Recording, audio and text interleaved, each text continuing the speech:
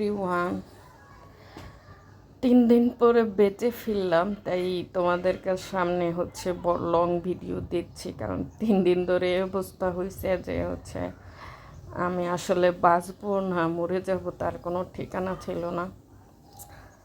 আজকে একটু সকাল থেকে একটু ভালো লাগতেছে, তো ভাবলাম যে তোমাদের সাথে কিছু ভিডিও শেয়ার করি। তো সকাল থেকে একটু একটু করে ভিডিও বা ছবি বা স্ট্যাটাস ছাড়তেছি। আসলে একদিন যদি কাজ না করি তাহলে দেখা যায় যে পেজ ডাউন হয়ে যায়, আর সেই পেজ উঠাইতে অনেক কষ্ট হয়।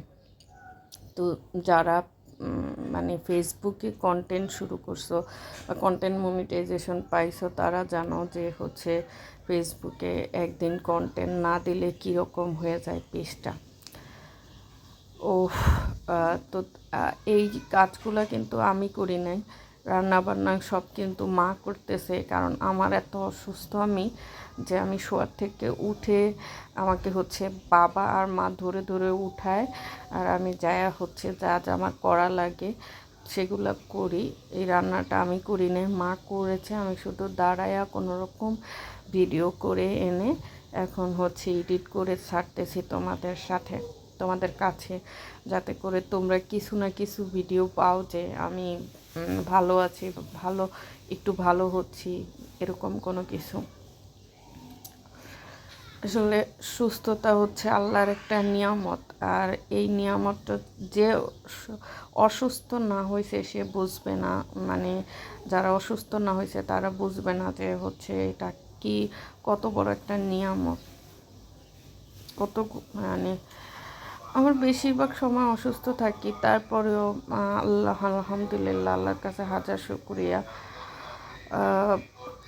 এমন অবস্থা হয়েছে মরেও যেতে পারতাম, কিন্তু তারপরেও বেঁচে গেছি। জানি না কেন আল্লাহ বাঁচায় রাখছে, একমাত্র আল্লাহই জানে। কি বলবো তোমাদের কাছে, আমি লাল শাক ভাজি করছে মা।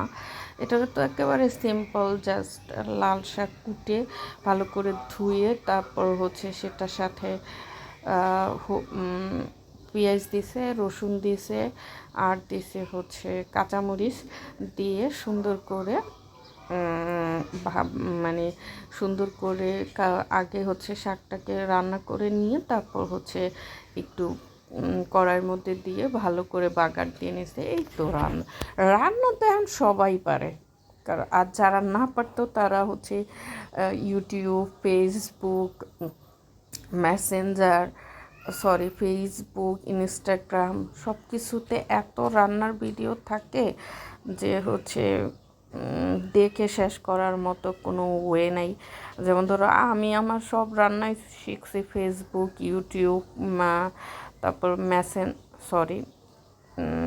ইনস্টাগ্রাম দেখে। আমি তো বেশিরভাগ রান্নাই শিখেছি ইনস্টাগ্রাম দেখে।